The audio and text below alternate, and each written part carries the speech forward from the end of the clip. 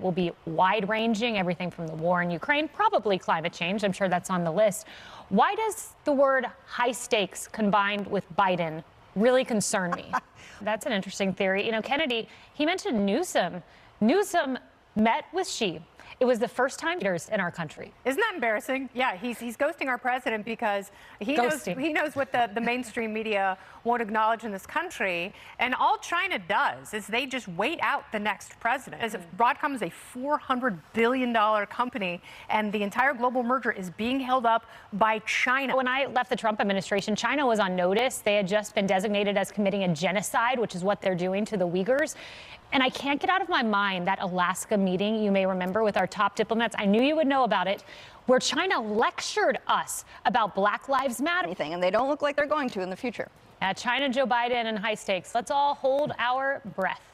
Democratic West Virginia Senator Joe Manchin rocking Washington. So if he were really serious about this is an undertaking that he would have thrusted upon the country, I don't know, a year ago, 18 months ago. We have these long, massive presidential cycles in our country. But what he's doing is a gift to Republicans. So he doesn't want to switch parties. But what he's doing essentially is guaranteeing a 50-50. Senator Jill Stein threw her head in the ring for the Green Party candidate, too. So if we get that 3-on-1 split, Democrats to Republican, that could be great. I do think RFK Jr. it pulls some Republican votes away from Trump potentially, but this, as you said, is a gift. I think it's a good thing.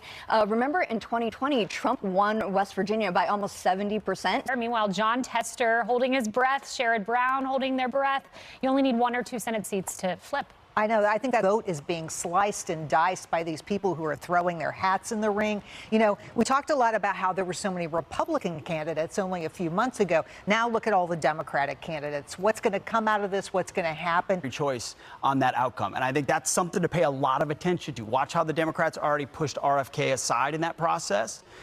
He does take some from Trump. I hope he takes more from Biden. We don't know. But Stein, right? Jill Ross Stein Perot and gave us Gary Clinton Johnson. twice. Right. Ross Perot was Clinton. Correct. Yeah. Well, and different Clinton. But different Clinton. Bill Clinton sent Ross Perot a thank you letter because Yes. without his candidacy, He would George not have H.W. had the Bush would have had presidency. a second term. Percent who voted third party. You could argue third party candidates. Jill, so you often see Democrats stand as one block. It is very rare to see a Democrat saying, I stand against my party. They're very good at staying unified. It doesn't seem to be, unfortunately, the future of the Democrat Party, but there are a few holdouts. On to a letter that river to the sea is anti-Semitic. I mean, it's really breathtaking. Yeah, it's unbelievable. And Got this water bottle. Pete, you're decked out. Yeah, well, you can get this tie at the on the website as well. I like the hat. It's got the hat. In the U.S. Army for 6 years, was imprisoned wrongly for 35 years, and now, thanks to U.S. vets, is totally on his own.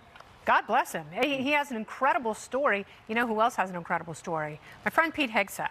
And so today on a very special episode of Kennedy Saves the World, my podcast, go to foxnewspodcast.com, better suited to serve some of the veterans who have been so underserved. We talk about the military, recruitment, readiness, all from Pete's perspective. And we enjoy a mocktail called the Army Navy in honor of bringing branches together. Very nice. And absolutely, thank you all. This is a huge deal, veteran homelessness, and this campaign is going to help people come back to who they were, to live a life of purpose again. Because, as you know, Pete, I'm a middle American. You are right over the target. It's finding the next chapter of purpose for vets. Yes. And there's a lot of great organizations out there. Find one today, help them out, and lift them up, because these vets are going to be the backbone of reviving. Say to the vets out there, thank you.